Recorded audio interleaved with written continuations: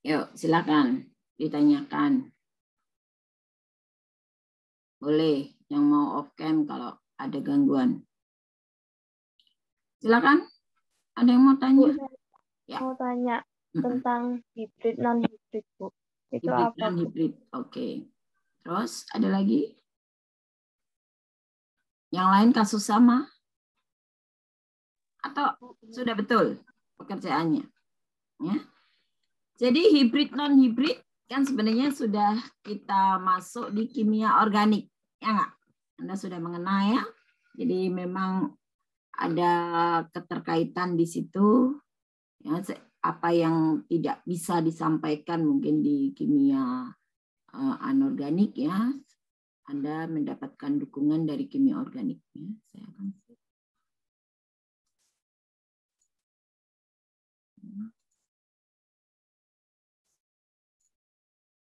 ya, jadi apa itu hibrid dan non hibrid?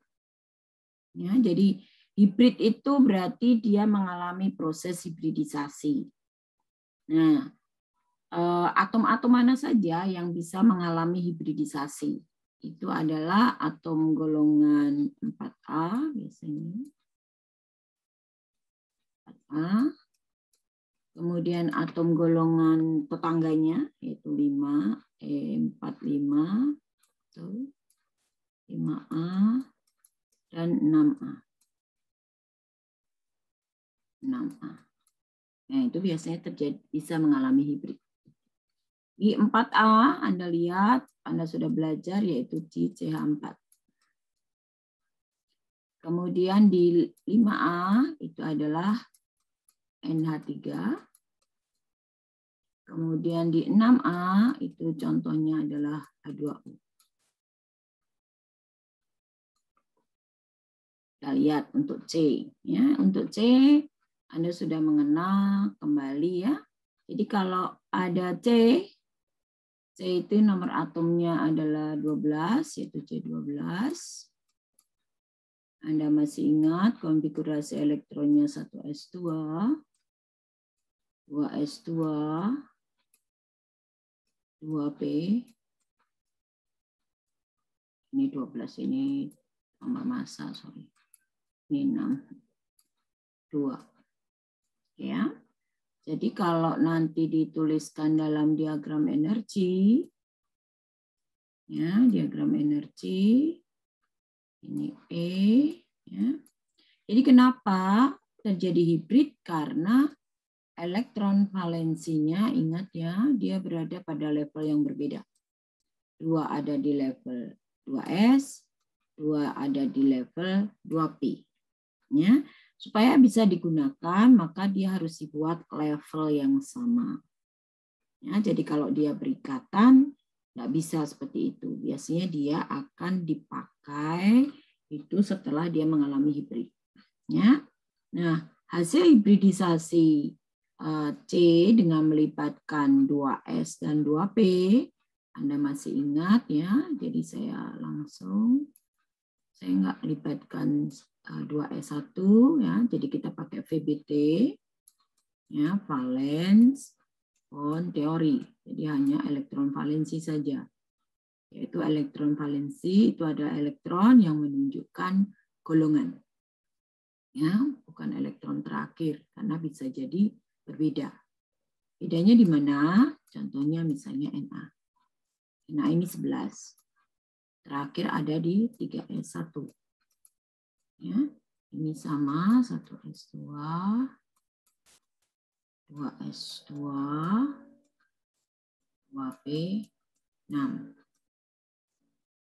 Ya, 11. Ini adalah elektron valensi juga. Tapi bisa juga dikatakan adalah elektron terluar. Karena memang benar-benar terluar. Kalau ini tidak bisa kita katakan sebagai elektron terluar. Itu adalah elektron valensi. Karena ditunjukkan dari jumlah elektron di 2s dan 2 elektron di 2p. Ya, ini berarti elektron valensi. Lalu elektron terluarnya mana? Itu adalah elektron yang berada di 2p. Ya toh? Yang mana? Jadi nanti kalau digambarkan belajar lalu, ya, itu berarti ini. Jadi elektron terluarnya mana? Itu ini. Nah, yang berada di 1, 0, plus 1. Berarti ada di 0. Ya. Di P yang ruang orbital yang nilainya 0. Begitu. Ya. Itu untuk elektron terluar dari C. Ya. Jadi beda ya. Jadi dan nanti kalau Anda menjawab apa gitu, elektron valensi adalah memang elektron yang menunjukkan golongan. Ya, bukan elektron terluar. Apakah setiap elektron keluar pasti elektron valensi? Belum tentu. Ya, di salah satu contohnya ada di situ ya. Itu memang benar-benar elektron keluar sekaligus elektron valensi. Jelas ya? Jadi sekarang kalau 2s2. Ya, kita punya 2. P-nya ada yang kita udah punya ya, apakah ini 2px? Kita boleh bolak-balik 2PY, 2PZ, ya, mengisinya seperti ini. Oh, boleh nggak saya kebalik? PZ dulu, kemudian baru PY, boleh. Ya, tetapi kalau dari PY dulu sulit. Ya, jadi urutannya PX, PY, PZ, atau PZ, PY, PX. Ya, begitu ya. Nah, lalu kalau hibrid, yaitu melalui proses eksitasi terlebih dahulu, kembali ya. Jadi dia pindah ke sana, baru kemudian dia akan membentuk satu orbital baru.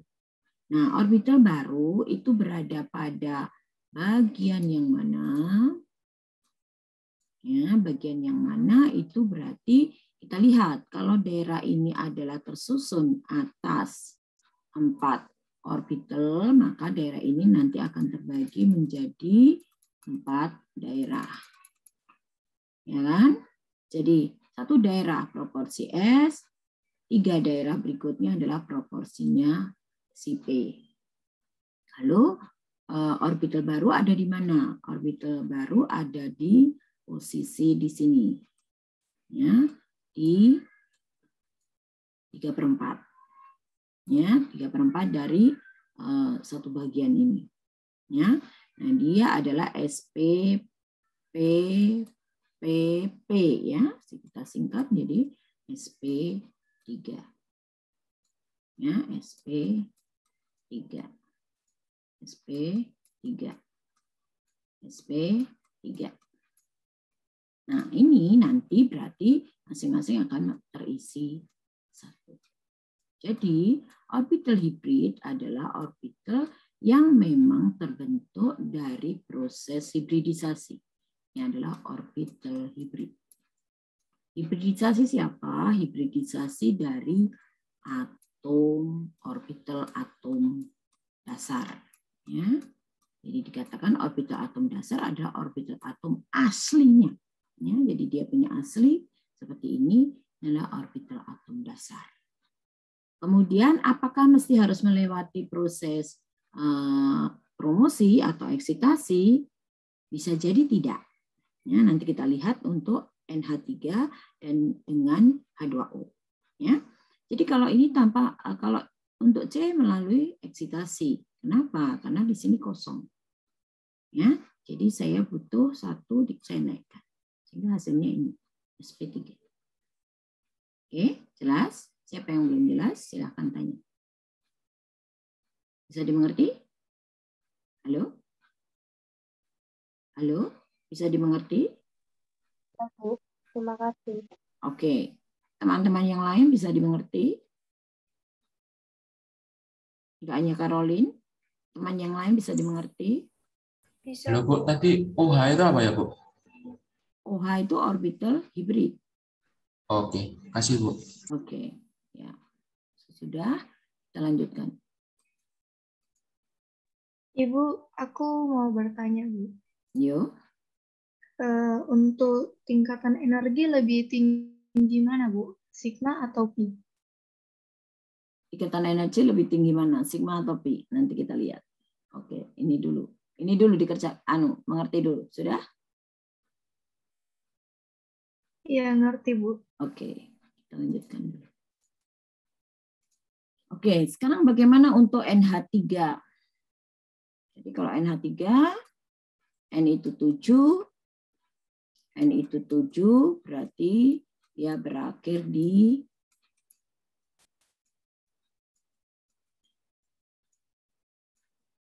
P, isinya 3. Ya, jadi kalau isinya 3, ini berarti ini sama 2S2. P-nya ada 3, 2PX, 2PY, 2PZ. Masing-masing isi 1.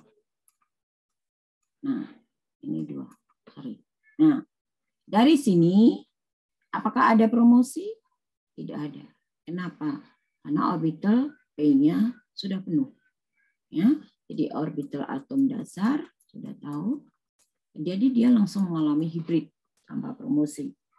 Ya, jadi tanpa ada perpindahan elektron. Nah, sama karena ini tersusun atas 4 bagian dan semuanya akan terlibat. Ya, kita bagi menjadi 4. Nah, 4 berarti dia berada tetap di 3/4. Ingat, berarti di sini isinya 1, 1, 1, double. Ya, ini adalah sp3 masing-masing.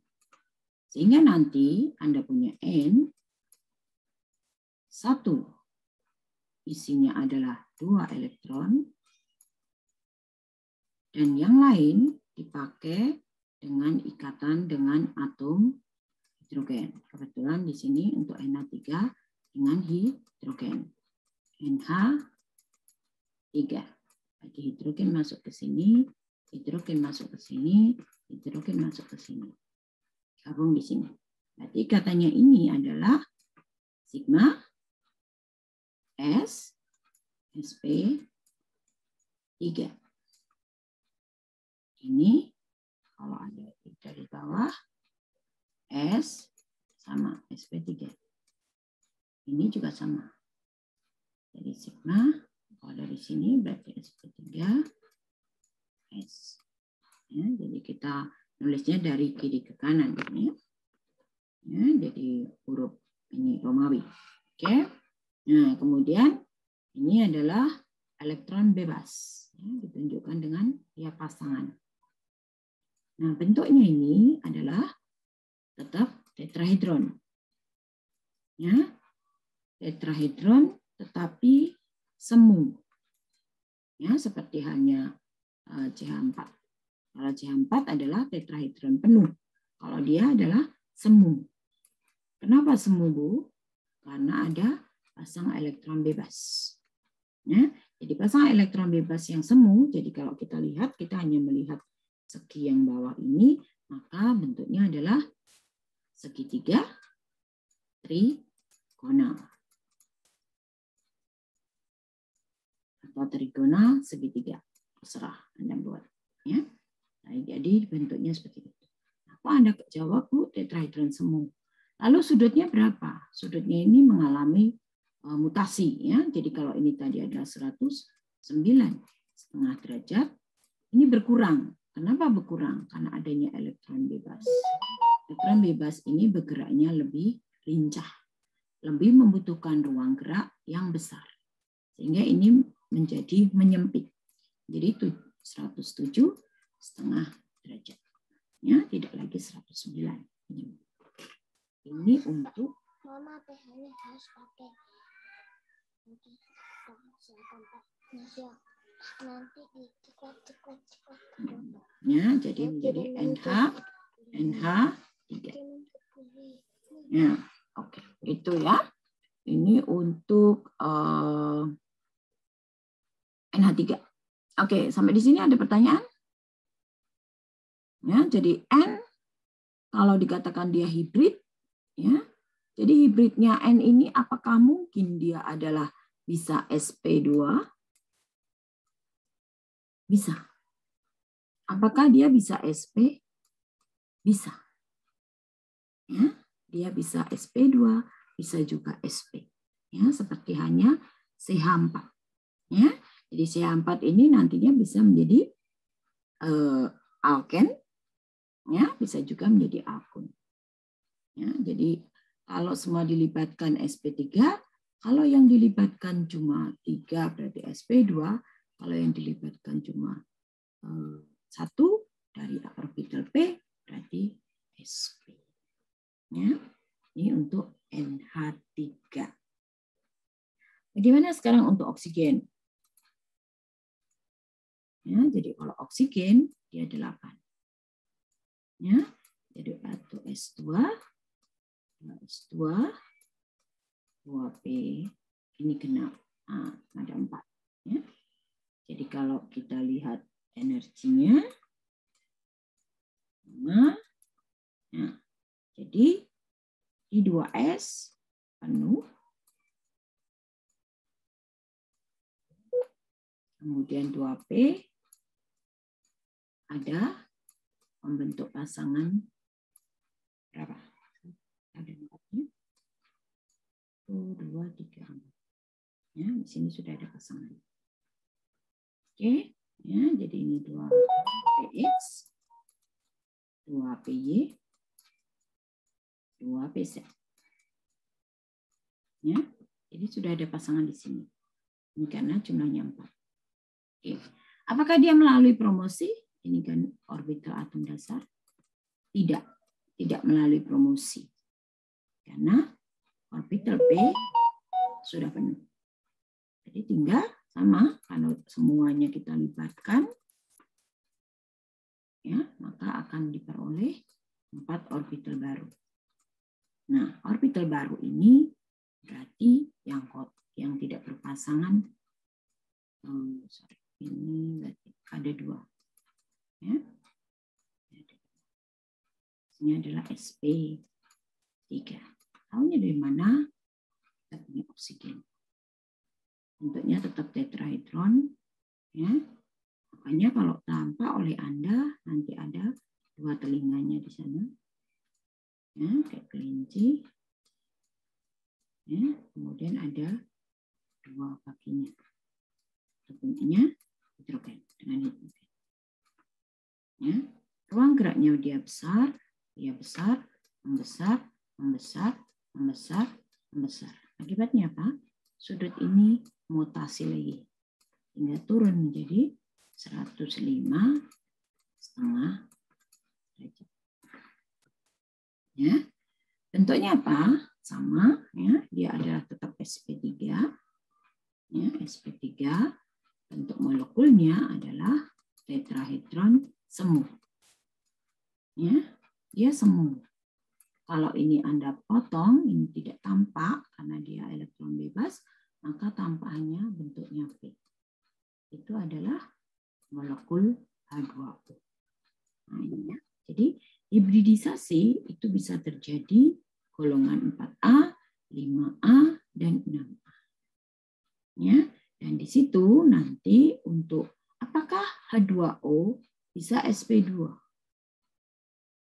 Ya, apakah H2O bisa sp2? Ya, untuk oksigen, untuk H2O ya seperti itu tetap sp3. Tetapi untuk oksigen dia bisa juga membentuk sp2.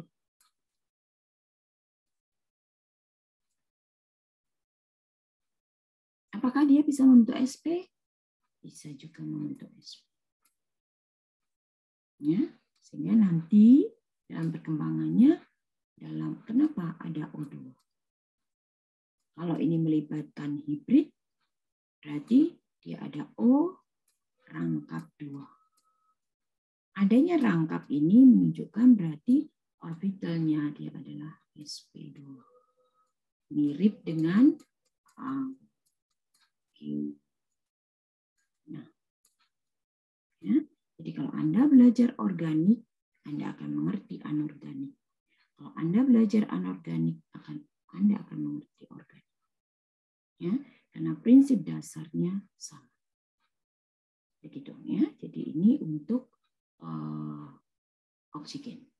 Ya, jadi kalau tadi Anda kembangkan, Bu, kalau tidak lakukan hibrid, bagaimana? Kalau melakukan hibrid, bagaimana? N ya. Jadi kalau dia hibrid, berarti hibridnya adalah sp2. Jadi oksigen dihibrid dulu, baru kemudian dia akan berikatan dengan oksigen hibrid yang lain. Itu ya. Jadi kalau untuk N2 bagaimana? Kalau N2 Anda akan dapatkan yaitu N triple bond. N triple bond ini berarti seperti halnya alkuna. Ya, berarti dia adalah sp. Jadi hibrid yang terjadi adalah sp. Jadi N hibrid sp, N hibrid sp baru akan membentuk bond. Begitu, itu untuk hibrid, pengertian hibrid. Oke, sampai di sini siapa tanya? Silakan. Semakin jelas atau semakin bingung? Ya, harusnya semakin jelas. Ya, jadi kalau Anda belajar, ikutin apa yang sudah saya sampaikan, ya, Anda akan mengerti. Ya, jadi secara keseluruhan fenomena apa yang terjadi di dalam kimia atau di dalam produk-produk alam, ya, itu Anda akan mengerti, ya. Jadi kenapa bisa seperti itu? Oke, kita lanjutkan dengan pertanyaan teman Anda yang terkait dengan bonding dan non-bonding, P dan sigma. Oke, kita kenal sigma. Sigma itu adalah adu sumbu. Kalau kalian pancu adu sumbu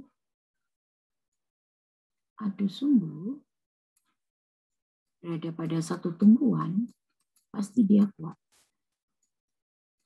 Kuat ini akan terkait dengan energi.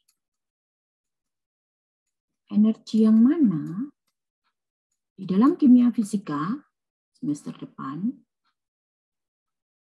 setahun lagi, Anda baru semester 1, semester 1 tahun lagi, semester 3, kimia fisika, saudara akan mengenal stabilitas,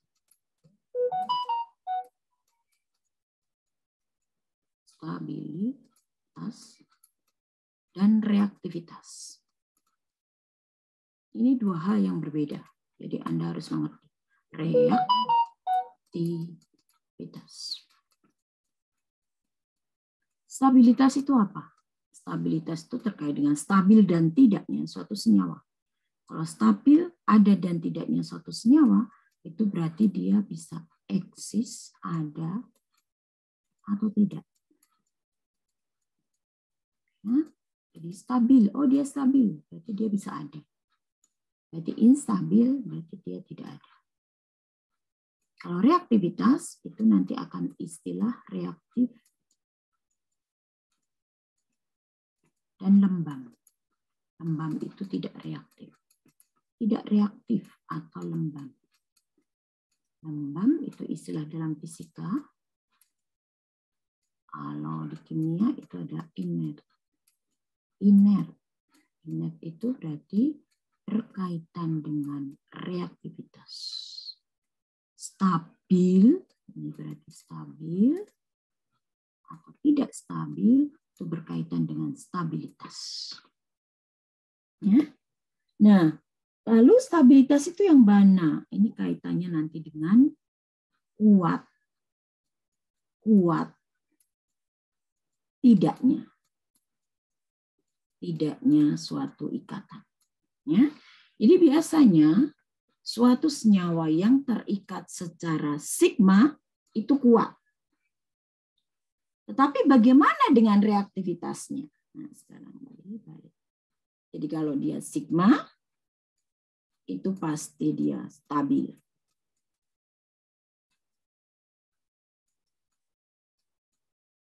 Oke, lalu dari segi reaktivitasnya bagaimana? Contohnya ini di alkana. Ada sigma dan kalau di alkena ada pi. Mana yang lebih mudah bereaksi? Halo? Ada yang mau jawab? Siap? Mana yang lebih mudah bereaksi antara alkana dan alkena?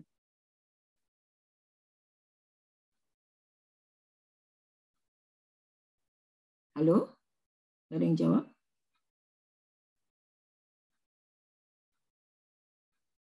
Mana yang mudah bereaksi antara alkana dan alkena? Jawab. Nggak ada yang jawab, Bu Paini nggak lanjut. Mau nyoba, Bu. Hmm. Alkena, Bu. Alkena. Oke. Alasannya kenapa? Alasannya karena masih rangkap 2, Bu. Jadi masih bisa dipecah rangkapnya. Oke. Ya, jadi dia punya ikatan rangkap. Ikatan rangkap itulah yang mengindikasi dia reaktif. Saya balikkan lagi ke Anda semua, balik lagi pertanyaan tadi. Jadi antara sigma dan pi, mana yang lebih reaktif? Ibu. Pi yang lebih reaktif. Kalau saya tuliskan di dalam diagram energi, pi lebih tinggi atau lebih rendah dari sigma? Lebih tinggi, Bu, tahu saya. Kalau kita lihat dalam satu tingkatan energi, pi lebih tinggi dari sigma.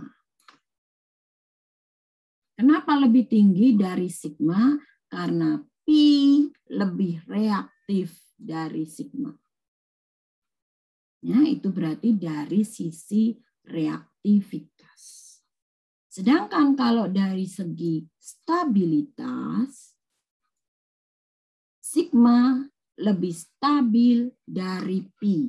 Berarti ikatannya sigma itu kuat. Sedangkan ikatannya pi bagaimana?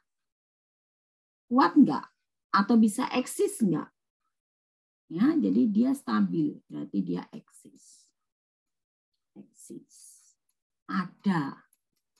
Sigma ada. Lalu dia reaktif enggak? Dia inert. Ya, dia lembab. Sedangkan untuk pi berarti dia stabil enggak? Stabil enggak? Eksis enggak? Ada enggak ikatan pi di alam? Ada yang mau jawab? Enggak. Ada, Bu. Kok tidak ada? Hah? Ada? Ada. Ada. Contohnya di mana? Ada senyawa alkena. Ya kan? Berarti pi ini juga stabil. Ya, berarti kita melihat dari kekuatannya. Ya, berarti stabilitas. Lalu yang kedua, reaktif enggak? Nah, ini yang dia adalah reaktif. Ya, jadi pi reaktif, sigma tidak reaktif. Ya, tetapi dua-duanya ada. Dua-duanya eksis. Eksis di situ. Kenapa ya? Karena memang secara stabilitas, ya, berarti ini adalah nanti Anda akan melihat dari termodinamika.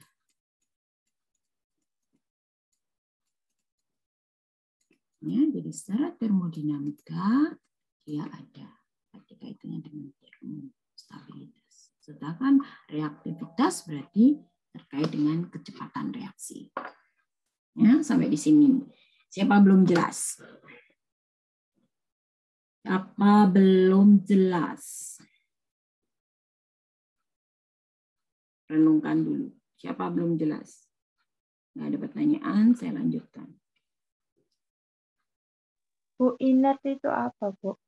Inert adalah, siapa tadi yang tahu? Apa itu inert?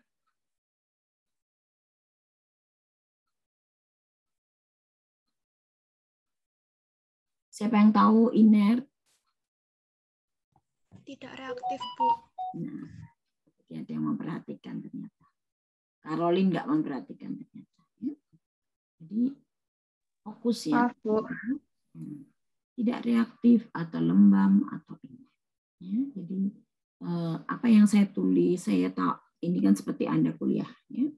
Jadi di kelas. Jadi saya berikan dengan begini supaya Anda masih ingat. Ya. Jadi inert itu kaitannya di sini. Ya. Oke, ada yang bertanya? Silakan. Ada yang belum jelas? Jangan malu kawanku, karena ini menentukan nasib Anda sendiri, bukan nasib Bapak ini. Ya, ini adalah dasar, nanti Anda bergerak ke atas. Ya. Oke, nggak ada pertanyaan. Nah, sekarang terkait dengan PR. Siapa yang tanya?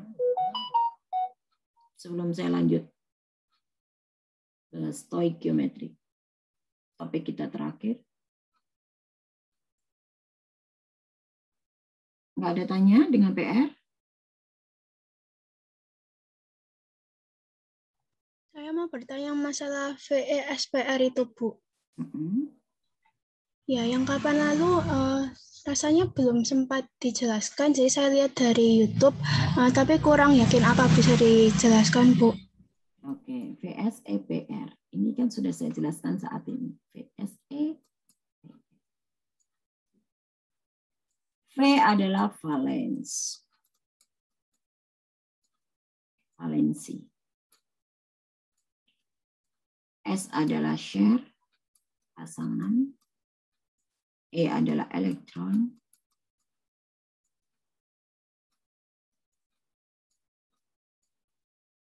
P adalah pair, pasangan. Repulsion, tolakan elektron.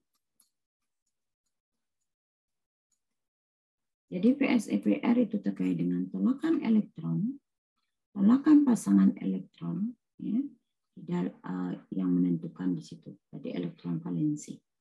Aplikasinya sebenarnya di mana? Anda sudah saya berikan di CH4, NH3, H2O. Persisnya di mana? Sama-sama sp3. Tapi kenapa ini kemudian membentuk segitiga trigona?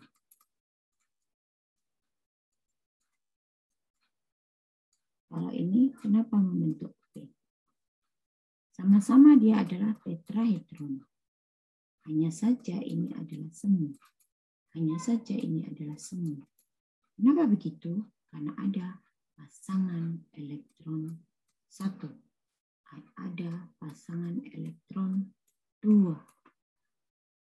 Nah, jadi VSEPR adalah suatu teori yang menyatakan bahwa tolakan pasangan elektron di dalam molekul itu harus minim. Ya, jadi kalau saya punya C sebagai pusat, saya tersusun atas hidrogen pada jarak tertentu. Dan ini jaraknya harus sudah maksimal. Maksimal untuk apa? Untuk mendapatkan tolakan elektronnya minimal.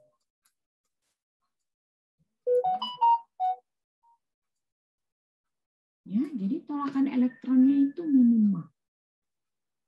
Ini kan elektron, ini kan elektron, ini kan elektron, ini kan elektron. Maka supaya dia menjadi minimal, maka jaraknya ini sebisa mungkin adalah maksimal. Ya. Jadi kalau Anda ini, kalau saya carikan dulu.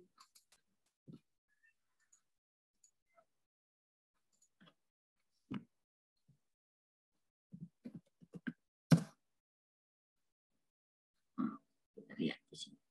Ya. Jadi metana ya, ini yang berada pada bidang. Ya, garis ini ada maknanya ya. Jadi dia ada pada bidang.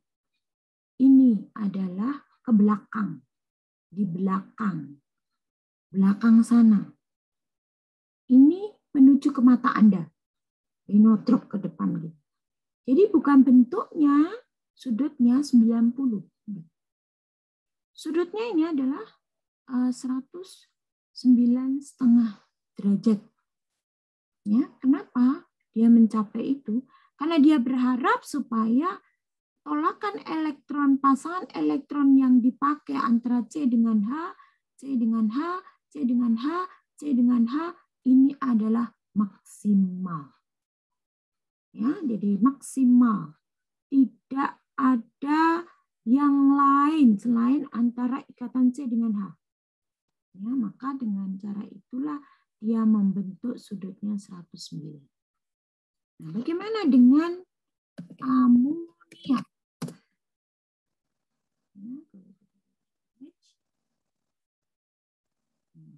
Kita lihat ini, amonia. Jadi adanya pasangan elektron bebas itu tadi, yang tadi sudah saya katakan adalah elektron ini bebas, tidak ada yang ngikat. Karena tidak ada yang ngikat seperti hanya Anda yang masih single, tidak ada yang ngikat pacar Anda, maka Anda bisa bergerak bebas, tidak ada ikatan apapun. Dan itu bisa mengganggu teritorial mereka yang punya pasangan. Benar nggak? Kehidupan kan begitu. Ya kan? Jadi mereka-mereka yang single itu sebenarnya berbahaya bagi mereka-mereka yang punya pasangan. Maka caranya supaya meminimalkan adanya interaksi antara yang single dengan yang sudah punya pasangan, maka dalam satu rumah itu biasanya yang punya pasangan energinya akan jauh lebih rendah. Yang bebas ini akan bergerak lebih bebas dan ini bisa supaya tidak mengganggu teritorial dari mereka yang punya pasangan, maka yang punya pasangan itu menyempitkan sudutnya. Ya, sehingga dia akan lebih rigid di daerah sini. Nah, yang bebas ini akan bergerak bebas di sini. Nah, dia membutuhkan ruang gerak lebih besar. Silakan direnungkan. Ya, jadi siapapun yang punya pasangan sama yang tidak, pasti yang tidak akan bergerak lebih bebas. Itu adalah teori VSEPR. Sekarang bagaimana dengan water?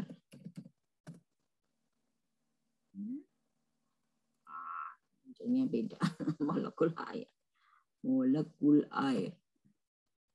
Water molekul.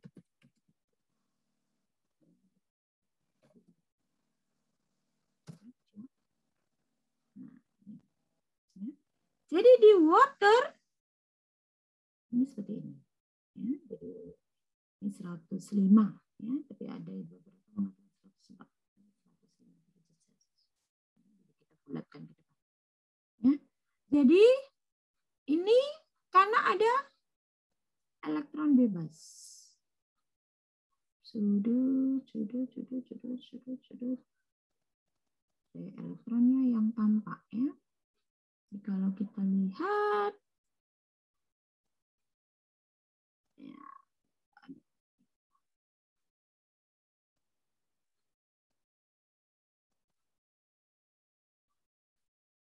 menunjuk ini. Ya, jadi adanya elektron bebas inilah. Nah, di sini juga ya, bergerak bebas sehingga akhirnya dia mendorong atau mendesak si yang punya pasangan ruang lingkupnya lebih sempit. Begitu. Itu adalah teori VSEPR. Ya. Nah, nanti keunikannya bagaimana untuk molekul air. Ya, jadi molekul air, ya, jadi ini ya, dia nantinya akan bisa membentuk ikatan hidrogen. Nah, ikatan hidrogen ini terjadi pada jarak tertentu. Kalau misalnya di dalam satu ekstraksi Anda mengekstrak suatu senyawa, jaraknya pendek. Nah, apakah molekul ikatan hidrogen mungkin terjadi? Ya, kalau jaraknya tidak memenuhi, tidak mungkin terjadi. Itu ya. Ini hidrogen yang nantinya akan berperan di molekul air. Gitu teori VSEPR. Oke? Ada lagi? Halo?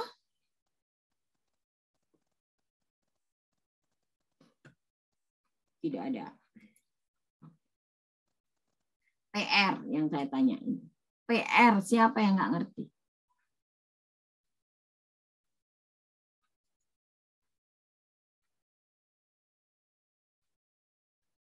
Sudah betul semua?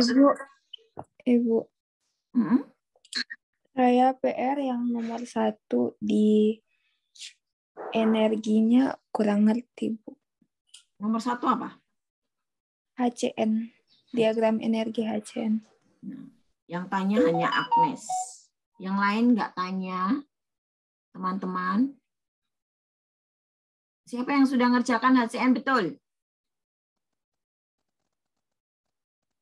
Halo? Bu, saya kira punya saya betul, Bu. Tapi nggak tahu. Caroline. Yang lain? Yang lain? Nggak ada yang jawab? Aduh, saya nggak ngerti apakah benar Anda betul atau tidak. Anissa? Saya kurang ngerti juga di diagramnya. Nah, nggak ngerti tapi diam kalau nggak temannya tanya. Yang lain? Yang lain teman-teman sepakat nggak? Kalau nggak saya jawab sama Agnes sendiri. Ya, Bu, kurang paham, Bu. Nah, berarti nggak gitu toh. Kalau nggak kenapa mesti harus ditekan, saudara-saudara? Kan yang butuh Anda. Ya. Jadi kalau saya sudah bablas ke stokiometri nggak balik loh ya. Aduh, jangan gitu. Ya. Jadi ada yang nggak ngerti, tapi pasif ya. Saya sedih ya, terus terang sedih ya. Jadi Anda tanya itu kan nggak bayar, dan Anda kan sudah membayar dengan institusi ini. Jadi Anda belajar, Anda itu bayar. Jadi saya bilang sama anakku yang masih SD, Anda bayar sekolah itu. Ya. Silakan manfaatkan apa yang bisa Anda manfaatkan. Kalau kamu nggak tanya, nggak usah takut. Tak suruh kamu harus tanya. Jadi dia sudah Zoom tanpa saya dampingi. Ya, jadi biar dia berani kan gitu. Sama seperti hanya Anda. Ya. Jadi silakan bertanya yang tidak mengerti. Ya, saya akan menjawab untuk pertanyaan. Oke, kita masuk HCN.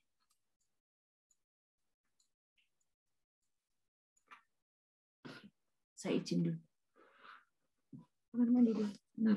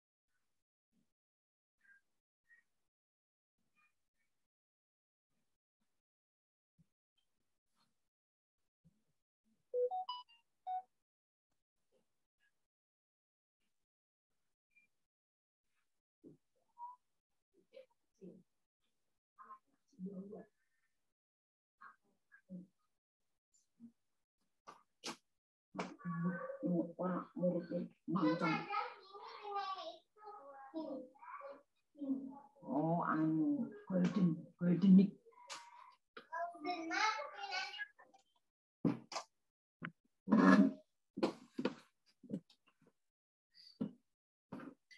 Oke, ya kita lanjutkan.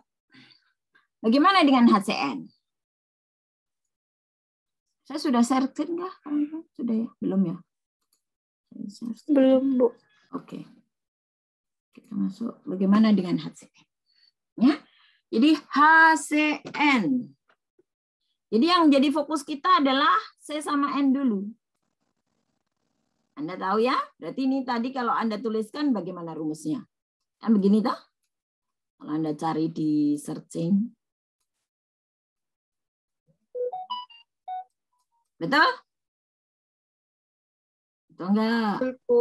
Betul. Betul, Anda carikan ACN structure.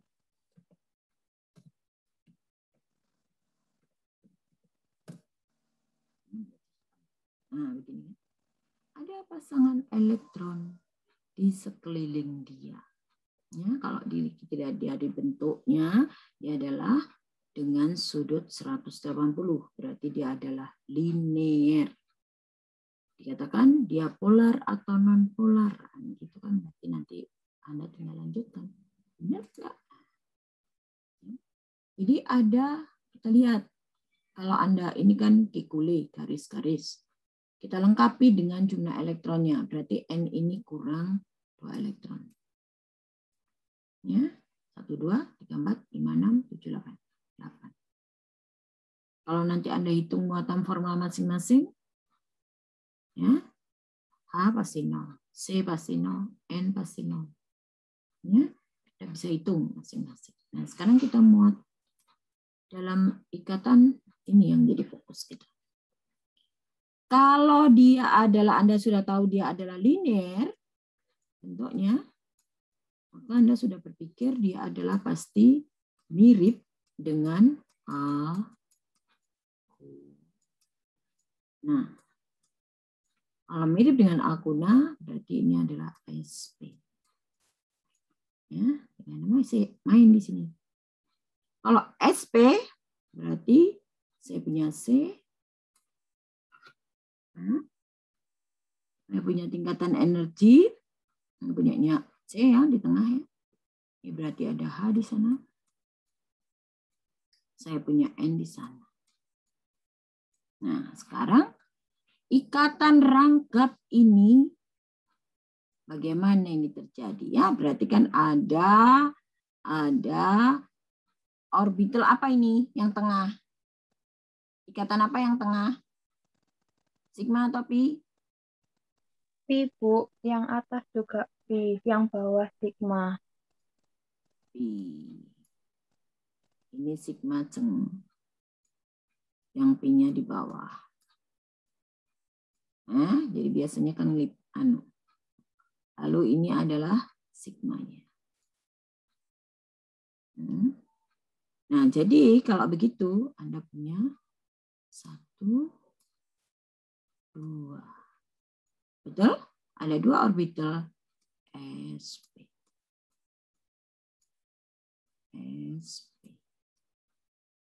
Karena dia adalah SP. 1, 2. 2 terbentuk dari 1S dan 1P. Ini menghasilkan SP. Oke, lalu yang 2 berarti ada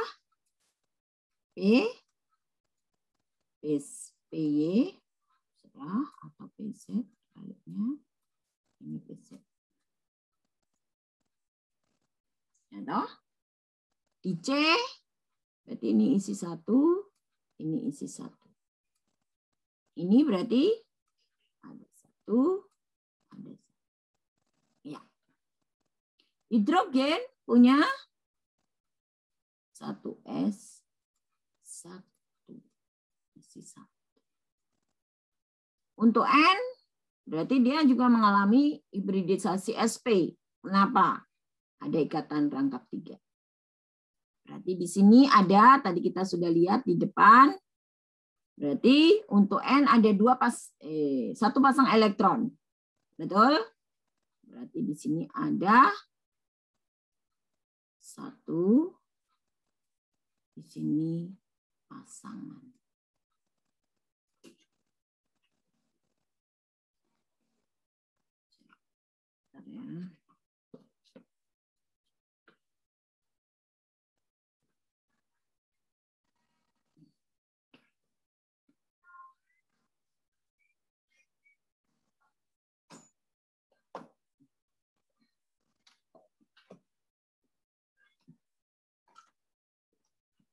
Oke. Nah, lalu ini berarti SP. Ini juga SP, tetapi isinya 2 elektron. Lalu yang 2 kemana? Dia bebas. Berarti ada di sini. Berarti dia PY, Saya ubah ini yang PZ. Kemudian ini yang PY. Boleh. Nah, ya, masing-masing isinya adalah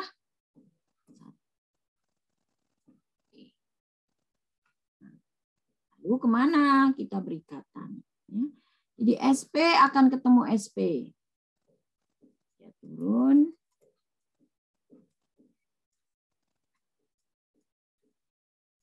Nah, ikatannya adalah sigma. SP, SP.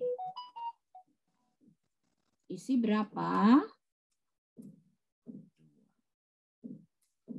Ambil satu dari situ. Lalu sigma itu lebih rendah.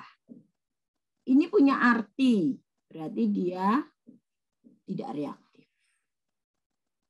Lalu untuk sigma starnya di mana? Sigma star pasti lebih tinggi. Ya, supaya dikatakan simetris, jadi saya hapus dulu ini. Pendekkan, Bu. Ya, saya turunkan supaya jadi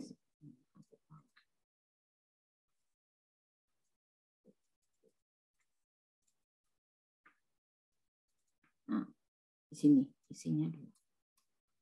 Ya, kenapa? Karena ini nanti harus lebih tinggi. Lebih tinggi dari sigma star. Nah, ini adalah sigma star SP. SP isinya 0. Kosong. Ya. Ke atas, ke bawah harus simetris. Lalu bagaimana dengan PY? PY akan ketemu PY, berarti dia akan membentuk dia adalah P. PZ dengan PZ.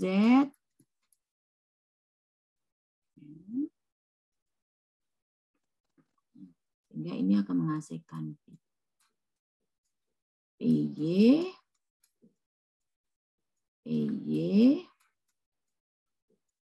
isi 2 elektron. Nah, kalau nanti kamu kurungin elektronnya di belakang, di dalam kurung, apa di luar kurung, boleh. Setelah itu. Kalau ini, ini yang 2 di sini, boleh. Tidak masalah. Silakan pilih. Sejauh Anda mengerti. Ya. Jadi ada yang menyebutkan di belakang, ada yang menyebutkan di depan, tergantung bukunya. Ya. Tapi prinsip sama. Kemudian PZ dengan PZ dia akan menghasilkan P juga. 2 PZ.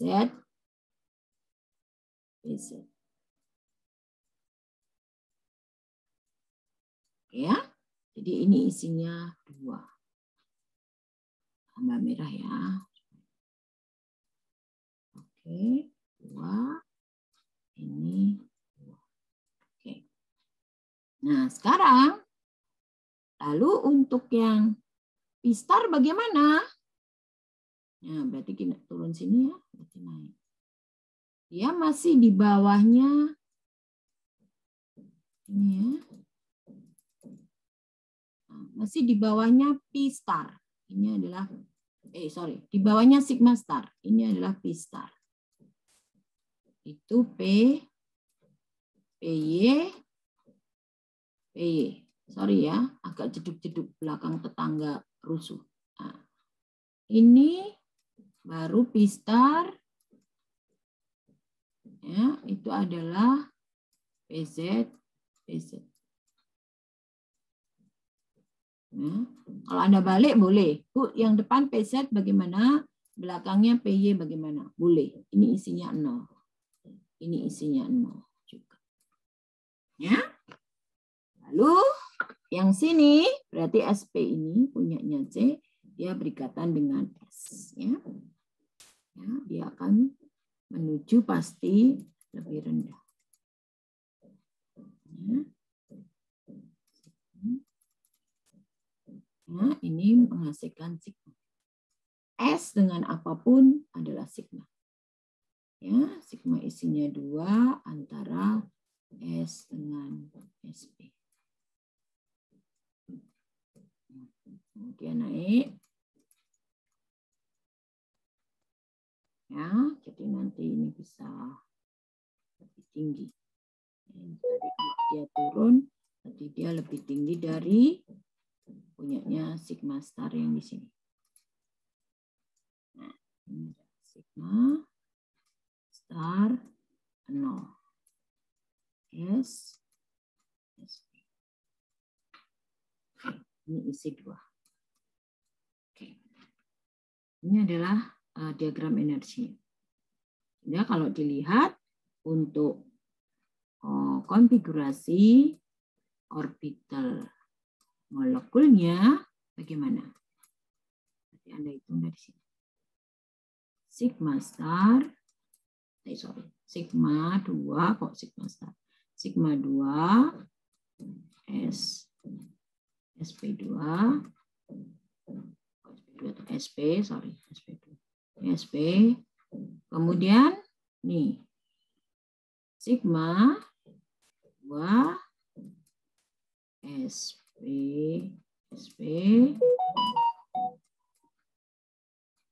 lalu naik ke sini adalah P2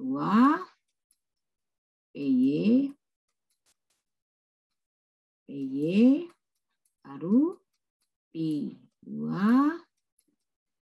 PZ.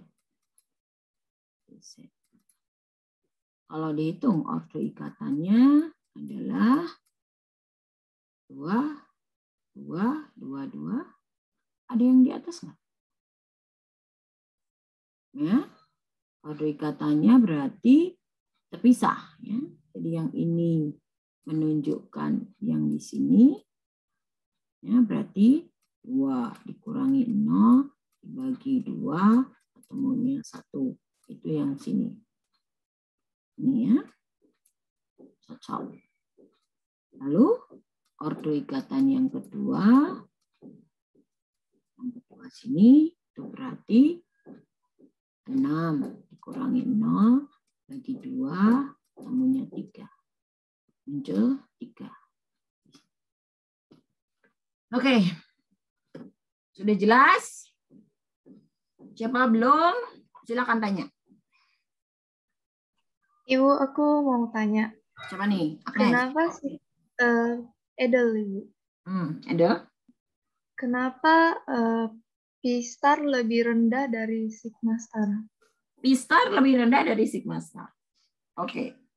P star kenapa lebih rendah dari sigma star? Dari beberapa hasil riset menunjukkan. Jadi kalau kita lihat dari sinar UV, misalnya perpindahan elektron, Anda menggunakan nanti spektrofotometer, UV, ataukah yang lain ya, berarti bisa visible.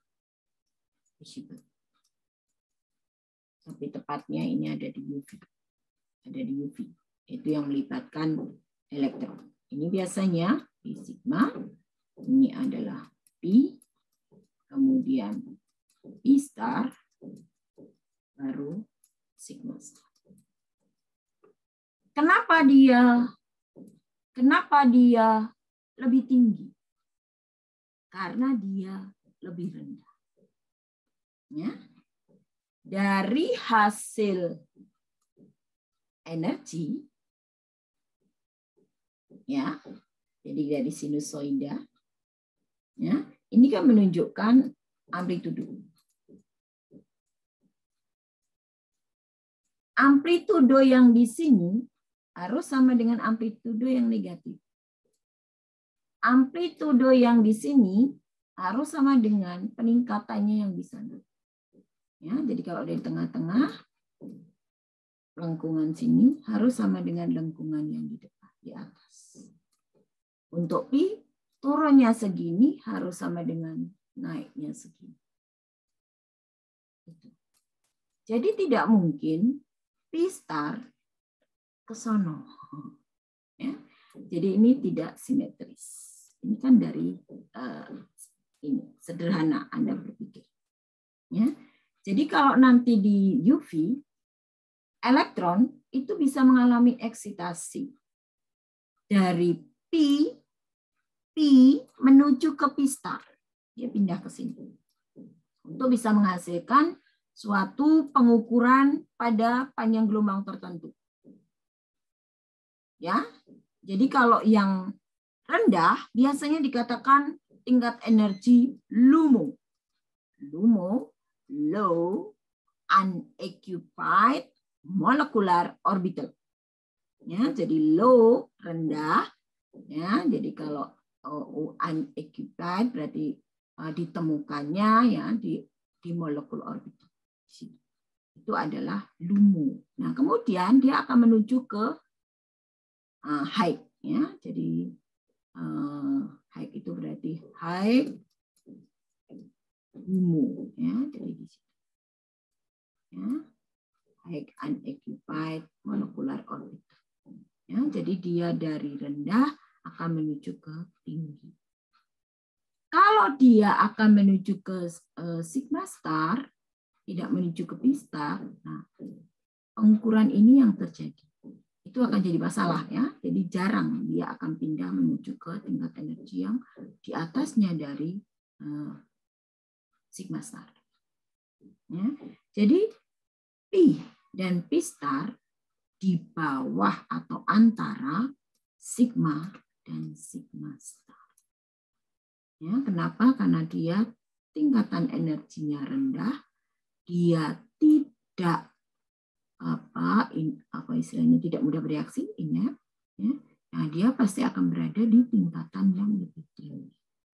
Nah, kemudian untuk yang P, ya, yang P itu di atasnya dari dia, ya, tetapi untuk pisarnya tidak di atasnya sigma star.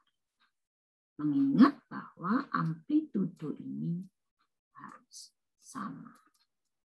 Begitu. Gitu, Dar? Ya, Bu. Makasih, Bu. Ya, sama-sama. Ada lagi?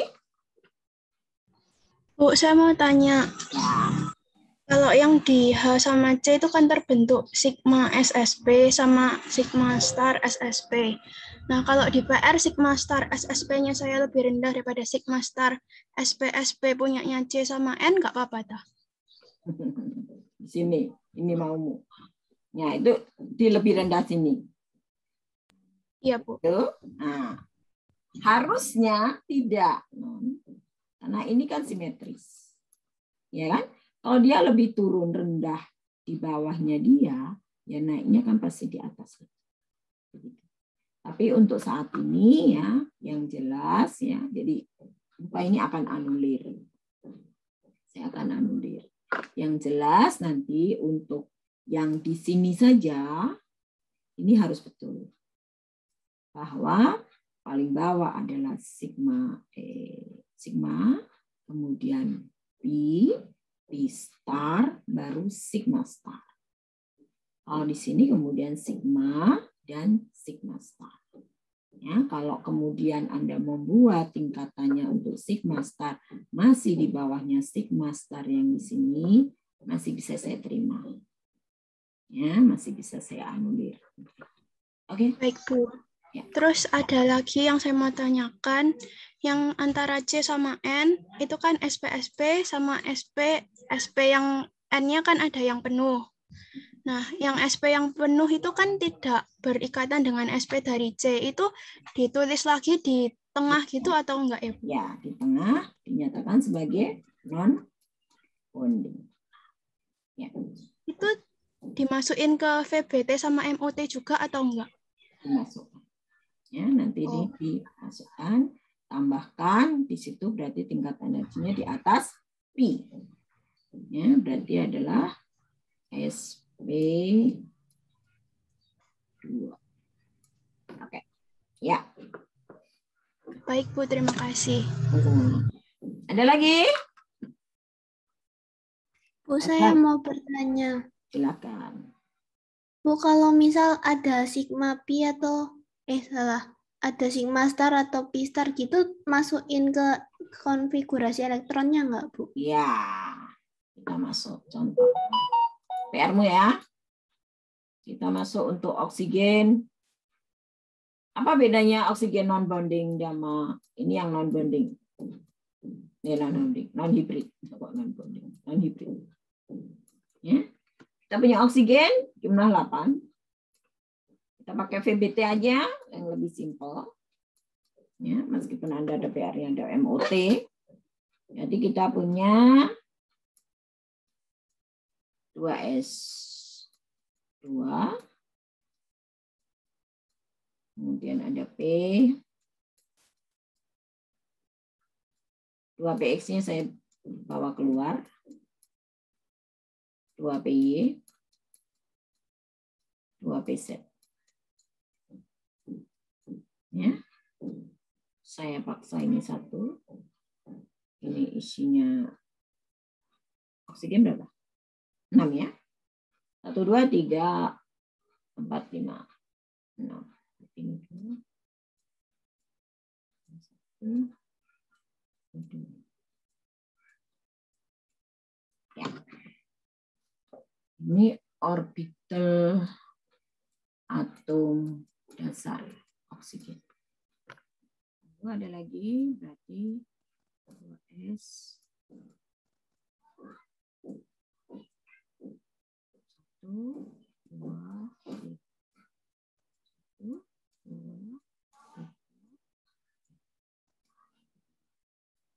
3. Saya taruh belakang. Tahu alasan kenapa taruh belakang? Karena PZ ketemu dengan PZ akan membentuk ikatan pi. Ya, itu. Maka PZ kita buat penuh. Ya, ini PX. Oke. Nah, berarti Anda tahu oksigen ketemu oksigen, kalau Anda coupling seperti ini. Ya toh? Berarti kalau itu hibrid, ya, berarti dia adalah SP2. Kita nggak pakai hibrid, kita yang non hibrid. Berarti 2S akan ketemu 2S. Ya. Ini kita turunkan segini. Turun segini. Berarti ini adalah sigma S. Saya isi aja S. 2 sigma 2S2. Ya, karena dari 2S. Nggak usah SS, nggak usah. Langsung aja sigma 2S atau sigma 2S2. Sigma. Nah, ini berarti sigma star 2S. Isi ya 2. Ini isi. Kenapa isi? Oh, ini ada 4, ya harus membentuk 4. Kalau enggak, kemana yang 2? Kan gitu. Maka ini isi 2, ini isi 2. Sigma star ini isi 2. Nggak mungkin kalau sigma starmu kamu buat ke sana, nah dia pasti akan mengisi ke sini dulu kan? Nggak mungkin. Mengingat ini harus sama dengan ini. Ya, mikirnya sederhana saja. Oke, sekarang untuk P dengan P. Dia akan ketemu PX dengan PX. Pasti dia akan membentuk sigma. Nah, tingkat energinya lebih tinggi dari sigma star. 2. Karena posisinya di sini 2P. Berarti ini adalah sigma 2P. Atau 2P2. Ambil 1, ambil 1. Bu, kok kenapa ini bukan PZ yang di sini? Nah, PZ dengan PZ kan bukan sigma, tetapi pi. Ingat, sigma akan terbentuk terlebih dahulu daripada pi. Ya, kenapa? Kenapa? Karena energinya, tingkat energinya lebih rendah. Suatu senyawa kalau bisa itu tidak reaktif. Ya, dia akan mencari posisi aman. Manusia juga gitu. Ya, akan mencari posisi aman. Kalau sudah aman, sudah nyaman, kalau diupuk-upuk sama tetangga, dia nggak suka. Maka biasanya untuk orang-orang modern menjadi asosial, ya, rumahnya di benteng pendem, dibikin benteng. Ya, supaya apa? Supaya tidak terganggu oleh kiri kanannya, aman. Nah, ini sama. Ya, jadi sigma dia akan berada di energi paling rendah. Ya, apalagi kita sibuk, nah, kita udah diganggu dengan yang lain, nah itu pasti akan emosi, ya, gitu. Ya.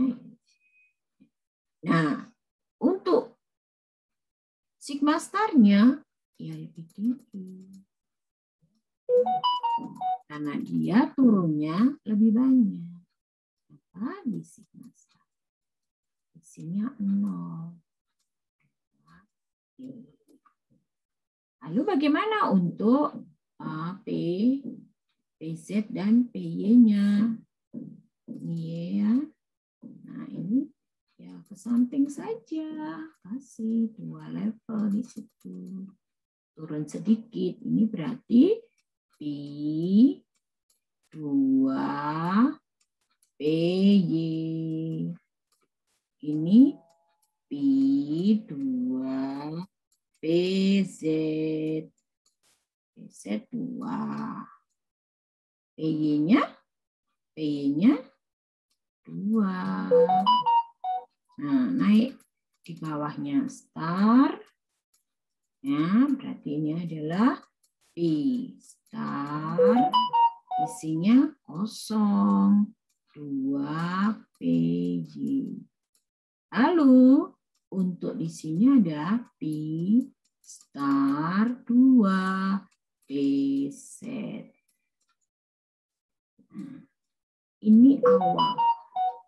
Ya, kenapa? Karena ini ada 2. Nah, ini menjadi masalah.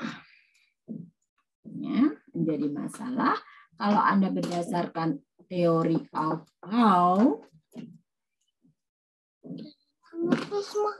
Ya, kemudian teori dari eksklusi Pauli sama Hans. Ya, Hans, ya, itu tidak boleh karena tidak memenuhi. Ya, karena tidak memenuhi, maka dia harus dipecah. Ingat ya, suatu level energi atau suatu level orbit dengan tingkat energi yang sama, dia tidak boleh membentuk pasangan terlebih dahulu, tetapi dia harus mengisi dulu, baru dia membentuk pasangan. Sini ada masalah di situ. Ya, jadi menjadi begini. Jadi yang tadi Anda mengisinya di sini adalah 2, benar memang ambil dari sini 1, dari sini 1. Tapi dari teori Aufbau, eksklusi Pauli sama Hans, dia tidak memenuhi. Maka dia harus sendiri. Oleh karena itu, oksigen adalah biradikal. Ya, dikatakan sebagai biradikal. Kenapa? Karena ada 2 elektron tidak berpasangan di sini. Ya, jadi kalau ini kita putus, sebenarnya ini ada 1 double. Ya, jadi dia tidak bisa membentuk pasangan di sini. Ini menunjukkan sifat paramagnetik dari oksigen. Ya, paramagnetik dari oksigen. Nah, di hibridnya juga harus demikian. Ya, jadi kalau misalnya Bu, saya buat seperti ini yang membentuk pasangan, itu berarti dia bukan oksigen yang Anda konsumsi. Yang Anda konsumsi itu adalah oksigen dengan tanda seperti ini. Ya, jadi yang dinamakan dengan oksigen triplet. Itu yang bentuknya seperti ini. Jadi dia adalah biradikal. Oleh karena itu, bagi adik-adik bayi yang prematur, kurang oksigen masalah, kelebihan oksigen masalah. Ya, karena oksigen ini adalah radikal. Jadi kalau dia kelebihan dalam tubuh Anda, dia pun akan mencari teman, ya kan? Sehingga merusak sistem jaringan dalam tubuh. Ya, itu juga masalah. Hanya Anda perlu tahu saat ini. Jadi ini adalah oksigen yang Anda konsumsi. Nah, kalau kemudian Anda mengenal di dunia kedokteran, oksigen tanggalnya ini 1, kodenya ini 1, itu adalah oksigen singlet. Kalau ini adalah triplet. Ya, ini triplet, ini adalah singlet. Ya. Ya, kalau ini singlet itu berarti ini tandanya 1. Bagaimana strukturnya, Bu? Ini seperti ini. Ya, ini tadi hilang. Dia membentuk pasangan. Atau begini, dia kebalik. Ya, satunya bisa begini, satunya bisa begini. Ya, atau dia membentuk pasangan begini. Nah, ini. Nah, yang di depan. Nah, ini adalah anomali. Anomali ini terjadi karena adanya macam-macam ya. Jadi bisa karena proses oksidasi yang ada di dalam tubuh, kemudian dia mengalami suatu penambahan energi sehingga akhirnya berubah menjadi ini.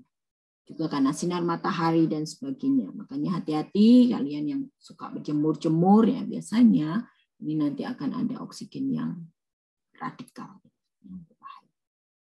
Begitu, itu di dunia kedokteran nanti akan Anda mengenal oksigen triplet, oksigen singlet akan memberikan dampak pada penyakit degeneratif, ya, penyakit yang menyerang di masa-masa saat ini banyak. Oke, sampai sini ada yang tanya, silakan. Oke, jadi kalau nggak ada tanya, sekalian tanya untuk materi minggu lalu. Jadi minggu depan saya fokus untuk stoichiometry. Jadi hari ini kita fokus untuk apa yang masih nanggung di dalam Anda. Silakan. Punya waktu 5 menit.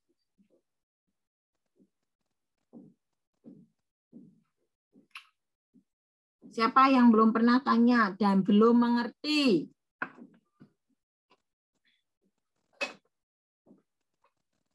Halo?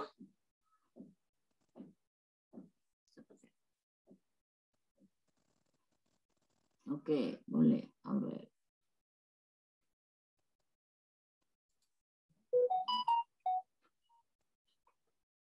Oke, silakan lagi yang tanya. Teman-teman.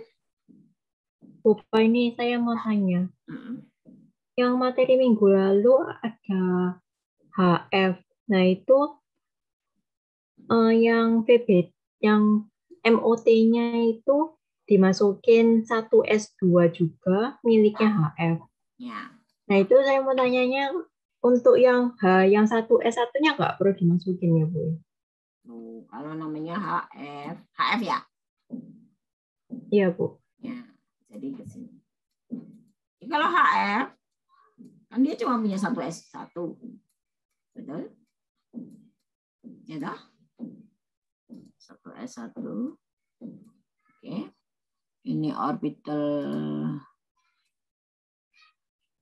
Maaf Bu, belum ter-share screen. Oh yes. Sorry.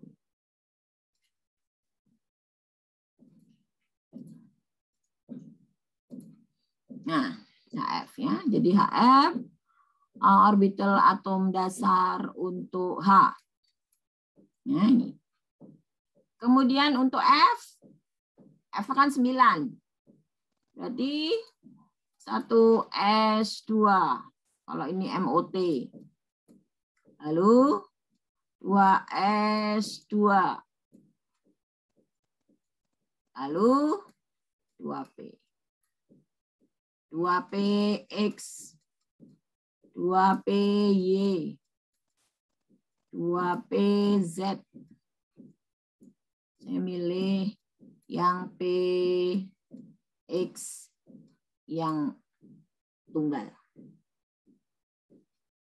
Anda boleh PZ-nya yang tunggal, boleh PY-nya yang tunggal. Ingat, S dengan P apapun adalah sigma.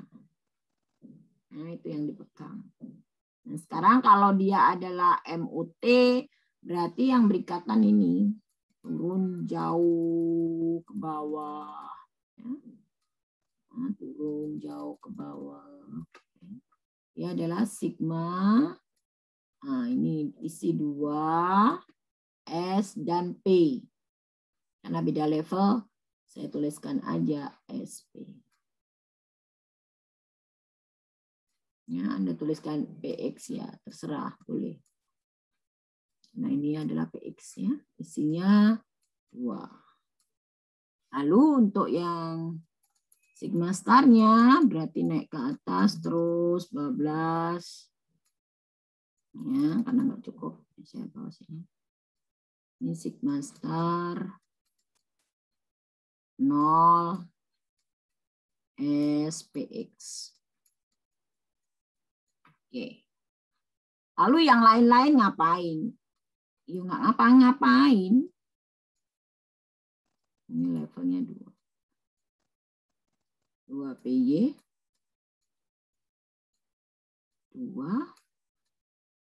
2PZ. 2. Isi 2. Isi 2. Isi 2. Isi 2.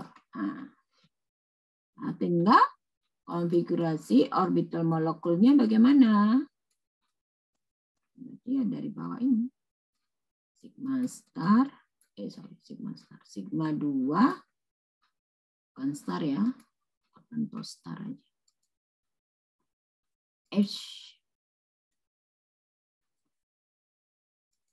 sigma 2, S, X. Nah, baru ini adalah 1S, 2, 2S, 2. 1S2, 2S2, 2P, Y2, 2P, Z2, baru kosong. Nah, lalu ordo ikatannya mana? Ordo ikatannya cuma ini, tentu ini kosong. Jadi 2-1 per 2, 2 0 kok minus 1. Oke. Ya, H F. Ini untuk MOT. Kalau itu VBT, ya hanya ini. Nanti ada di sini. Tidak ada, ya. Itu untuk VBT. Begitu? Ya, sudah jelas, Bu. Makasih, Bu. Ya. Ada lagi? Boleh tanya yang kuis. Silakan, yang belum jelas. Jadi minggu depan fokus kita adalah stoichiometry. Ya, saya tidak akan ngadain kuis lagi. Ya, jadi stop situ. Ya, nilai Anda ya dari kumulasi yang ada. Ya. Saya akan ini ya. Oh sorry.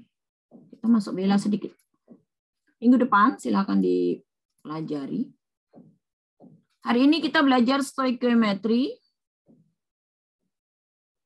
Siapa yang sampai detik ini masih kesulitan interaksi atau reaksi antara unsur-unsur golongan A atau unsur-unsur golongan B, baik itu kation dan anion. Karena waktu praktikum saya masih terkaget-kaget Na valensi 2. Siapa masih bingung? Boleh tanya. Silahkan, please. Ya, supaya nanti karena di stokiometri nanti Anda silahkan perhatikan ya. Jadi stokiometri garis besar itu adalah perhitungan yang terkait di dalam kimia. Dan ini adalah hubungan kuantitatif dari reaktan dan produk. Ya, jadi nanti dikatakan bahwa reaksi itu adalah stokiometri, itu akan berlaku hukum kekekalan massa. Ini hukum pertama dari kimia, ya. Jadi di situ dinyatakan oleh Bapak kimia kita yaitu Lavoisier yang menyatakan bahwa massa zat sebelum dan sesudah reaksi adalah sama. Nah, untuk itu pasti akan berlaku yang dinamakan dengan hukum Proch. Ya, jadi hukum perbandingan tetap. Jadi suatu zat akan membentuk atau suatu unsur, suatu atom akan membentuk suatu molekul atau senyawa dengan perbandingan seperti itu. Tidak mungkin berubah. Dan ini didasarkan atas tabel periodik. Lalu yang kedua adalah hukum perbandingan ganda oleh Pak Dalton yang menyatakan jika suatu zat atau suatu unsur, ini karbon ya, karbon berinteraksi dengan oksigen kebetulan, dengan oksigen ini salah satu contoh ya, dia bisa menghasilkan CO, gas karbon monoksida. Bisa juga menghasilkan gas karbon dioksida. Nah, perbandingan C-nya itu sama. Nah, perbandingan O-nya itu, nah itu bisa seperti ini, 1:2. Dan biasanya ini merupakan bilangan bukan pecahan. Ya, jadi harus bulat dan sederhana. Jadi kalau misalnya nanti muncul pecahan, saudara harus buat menjadi tidak pecahan. Itu adalah hukum yang berlaku. Jadi saudara harus memenuhi 3 hukum ini. Pertama, Dalton. Yang kedua, Proch. Yang ketiga adalah Lavoisier. Nah, kemudian satu lagi yang menarik adalah di dalam konsep mol, ya nanti saudara akan mengenal konsep mol dari stokiometri ini, itu simpel saja. Mol yang memang awalnya itu kalau saya punya karbon 12 gram atom karbon, kemudian saya cek di sana ternyata dia bisa menempati 1 mol itu karena dia memiliki AR-nya adalah 12, maka diketemukanlah 1 mol. Ya, sehingga Anda punya mol. Rumus inilah yang dipegang. Ya, jadi mol simbolnya adalah N. Kalau saya ingin mencari berapakah jumlah partikel yang dimiliki oleh suatu molekul di situ, atau suatu atom atau suatu unsur, maka Anda tinggal kalikan dengan bilangan Avogadro. Bilangan Avogadro Anda sudah tahu besarnya atau Na-nya sama dengan 6,02 atau 023, 10 pangkat min 23, pangkat 23. Ya. Kemudian untuk kalau Anda ubah partikel ini menjadi mol, tinggal dibagi bilangan Avogadro. Lalu kalau saya punya mol N, kemudian saya ingin cari massanya. Kalau itu suatu atom atau unsur, ya tinggal saya kalikan AR-nya. AR itu adalah massa atom relatif. Kalau MR, massa molekul relatif. Nah, kalau misalnya masanya saya tahu, Anda diminta mencari molnya, tinggal dibagi. Nah, sama halnya karena nanti juga terkait dengan gas, ya.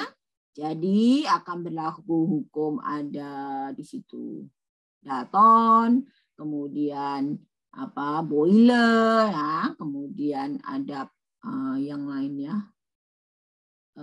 masuk juga nanti di Avogadro. Nah, di situ nanti Anda bisa cari mol ini, Anda bisa konversi menjadi volume, Anda kalikan dengan volume gas STP. STP itu S itu suhu ya, atau standar temperature and pressure. Ya, jadi temperaturnya biasanya 0 derajat Celcius atau 273 derajat Kelvin dan tekanannya 1 atmosfer.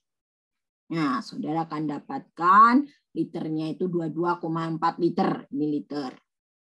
Ya, tinggal mol dikalikan 22,4 liter, Anda dapatkan volume dalam kondisi STP. STP bukan sarjana teknologi pertanian ya, atau sarjana teknologi pangan.